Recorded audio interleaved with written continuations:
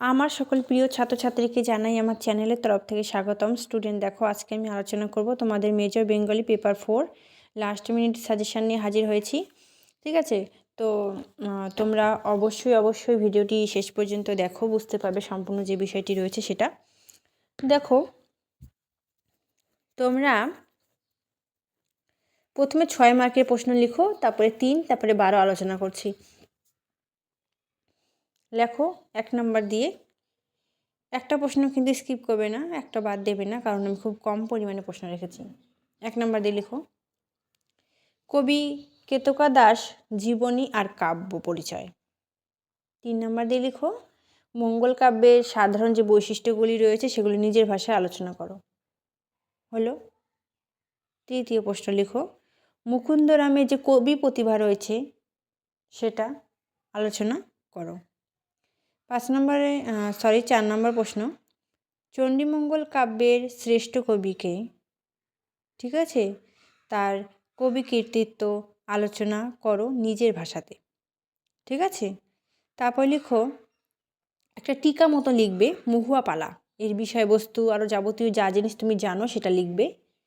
একইভাবে চন্দ্রাবতী পালাটার বিষয়বস্তুটা কিন্তু পড়ে যাবে। ঠিক আছে, কারণ মহুয়া আর চন্দ্রাবতী থেকে একটি প্রশ্ন আসার সম্ভাবনা প্রবল রয়েছে, আসবে মনে করা হচ্ছে। তারপর আরেকটা প্রশ্ন, মনসামঙ্গল কাব্যের যে কাহিনী রয়েছে সেটা আলোচনা করো, অথবা মনসামঙ্গল কাব্যের বিষয়বস্তু বা সারসংক্ষেপ যাই বলো। ঠিক আছে, তো এটা কিন্তু খুব ইম্পর্টেন্ট একটি প্রশ্নের মতো পড়ছে। তারপরে 3 মার্কের প্রশ্ন লিখো, 3 মার্কের প্রশ্ন আর অথবা 2 মার্কের প্রশ্ন আলোচনা করছি। ঠিক আছে, যেমন ময়মনসিংহ গীতিকা কে সংগ্রহ করেন রচনাকাল, তারপরে এর ইংরেজি অনুবাদ কে করেছেন, ময়মনসিংহে গীতিকার শ্রেষ্ঠ পালা, তারপর ময়মনসিংহ গীতিকার কয়টি খণ্ডে বিভক্ত হয়েছে। ঠিক আছে, লিখলে পরবর্তী লিখো, চণ্ডীমঙ্গল কাব্যে একজন ঐতিহাসিক ব্যক্তিত্বের নাম লুকিয়ে রয়েছে বা আছে, সেটা কি আলোচনা করো। তারপর লিখো, ময়মনসিংহ গীতিকার মহুয়া পালা সম্পর্কে যা জানো লেখো। আমি তো 6-তে দিয়েইছি, মহুয়া পালাটা একটু দেখবে। ঠিক আছে, মহুয়া পালাটা। তারপর ময়মনসিংহ গীতিকার যে বিষয়বস্তু রয়েছে, ঠিক আছে, তারপর মহুয়া পালার কি বিষয়বস্তু, ময়মনসিংহ গীতিকার কী ধরনের সাহিত্য তোমার মনে হয়, বা এটা কী ধরনের সাহিত্য লিখো। তারপরে রয়েছে ময়মনসিংহ গীতিকা কে রচনা করেন, এটা তো বললাম তোমাদের। তারপর লিখবে, কার অনুরোধে মুকুন্দরাম চক্রবর্তী চণ্ডীমঙ্গল কাব্য রচনা করেন। ঠিক আছে, তারপর কোথায় কেতকা দাস কী নামে পরিচিত, যেমন পূর্ববঙ্গে কী নামে পরিচিত, উত্তরবঙ্গে কী নামে পরিচিত, এগুলো পড়বে। তারপর মুকুন্দরাম চক্রবর্তী কাব্যের নাম লিখো, তার কাব্য, তার কবি কৃতিত্বটা একটু পড়বে। কেতকা দাস তার কাব্যে কোন কোন অলঙ্কার ব্যবহার করেছেন। তারপর মনসামঙ্গল কাব্যে কে সম্পাদনা করেন। ঠিক আছে, কেতকা দাস ক্ষেমানন্দ কোন সময়ের কবি, তার কাব্যের নাম। এই প্রশ্নগুলি খুব ইম্পর্টেন্ট রয়েছে তোমাদের জন্য। 6-এর আরেকটা প্রশ্ন পড়বে, সমস্ত মঙ্গল কাব্যের কার লেখা প্রথম উদ্ধৃত হয়েছে তার সম্পর্কে একটু আলোচনা করো। হলো, তাহলে 6-3 আলোচনা করা হয়ে গেল। এবার আমি আলোচনা করব 12 মার্কের প্রশ্ন। তোমরা 12 মার্ক প্রশ্ন দিয়ে লিখো। 1 নম্বরে লিখবে, ময়মনসিংহ গীতিকা বাঙালি ঘরের কাব্য কি বলা যায়? এটা কি বাঙালি ঘরের কাব্য মনে হয় তোমার? তারপরে আরেকটি প্রশ্ন, মুকুন্দ চক্রবর্তীর চণ্ডীমঙ্গল কাব্যের উপন্যাস কী রূপে ধরা পড়েছে বা ভূমিকা, এবং ভানু দত্ত সম্পর্কে একটু উপরে যেও। বাংলা সাহিত্যের প্রথম প্রতিবাদী চরিত্র, সেটা কি চরিত্র? কি চাঁদ সওদাগর? তো সেই প্রতিবাদী চরিত্র হিসেবে চাঁদ সওদাগরের চরিত্রটা একটু আলোচনা করব আমরা।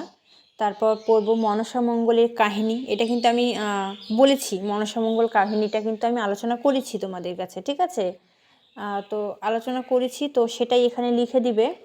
এবং মনসা মঙ্গলের নরখণ্ড সম্পর্কে আলোচনা। তারপর মনসা মঙ্গল জনপ্রিয়তা আলোচনা করো, কেতকা দাস ক্ষেমানন্দের যে জনপ্রিয়তাটা রয়েছে সেটা আলোচনা। মনসা মঙ্গল কাব্যের শ্রেষ্ঠ কবিকে, তার রচিত কাব্যের নাম কি, কবির পরিচয় দাও, কাব্য রচনার বৈশিষ্ট্য লেখো। তারপর মঙ্গল কাব্য কেন উদ্ভব হলো কেন, এর কারণটা কি, উদ্ভবের পিছনে তো কিছু কারণ রয়েছে, তো সেই কারণটাই কিন্তু আমাদের এখানে বের করতে হবে। ঠিক আছে, তো আমি মেন আর দুটো প্রশ্ন বলবো, এর মধ্যেই কিন্তু যেগুলো প্রশ্ন বলেছি এর মধ্যে থেকে 3টা প্রশ্ন ইম্পর্টেন্ট বলবো যেগুলো পড়তেই হবে। যেমন মনসামঙ্গল কাব্যের শ্রেষ্ঠ কবি ক্ষেমানন্দটা তোমরা কৃতিতে পড়বে, মনসামঙ্গল কাব্যের বিষয়বস্তু। চণ্ডীমঙ্গল কাব্যের শ্রেষ্ঠ কবি, চণ্ডীমঙ্গল কাব্যের বিষয়বস্তু। আর একটা তোমার ময়মনসিংহ গীতিকা সম্পর্কে যা যেন লেখো। এই 3টা প্রশ্নের মধ্যে 2টো প্রশ্ন আসার সম্ভাবনা রয়েছে, তো এই জন্য এই 3টা প্রশ্ন কিন্তু কেউ স্কিপ করবে না। তো তোমাদের আগামীকাল মেজর 3 এক্সাম, মেজর 4 তোমাদের 6 তারিখে আছে। ঠিক আছে, তো আশা রইল ভালো করে পড়বে। ঠিক আছে, তো এই মেজর বেঙ্গলি 4 এর মনসামঙ্গলের কাহিনীটা আলোচনা করা হয়েছে এবং চণ্ডীমঙ্গল কাব্যেরটাও আলোচনা করা হয়েছে। ময়মনসিংহ গীতিকাটা আলোচনা করা হয়নি, তো তোমরা একটু বাড়িতে পড়ে নেবে। ঠিক আছে, এবং কোথাও অসুবিধা থাকলে আমাকে জানাবে, আমি চেষ্টা করব সমস্যার সমাধান নিয়ে আসতে। ততক্ষণ সকলে ভালো করে থাকো, পড়ো ভালো করে।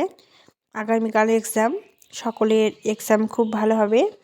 মনের মধ্যে একটি সাহস রাখবে, কেউ এমনটা মনোভাব নিয়ে পরীক্ষা দিতে যাবে না যে আমি তো কিছুই পারবো না, এমনটা মনোবল নিয়ে আসবে না, মনোবল রাখতে লাগবে। ঠিক আছে, চেষ্টা করো, সবাই পারলে তুমি কেন পারবে না। এবার যারা ভালো করে পড়োনি, সামনের সেমিস্টার থেকে একটু ভালো করে পড়তে হবে এবং পরীক্ষার কয়েকদিন একটু ভালো করে পড়ো। Thanks for watching. After all, thank you সকলকে।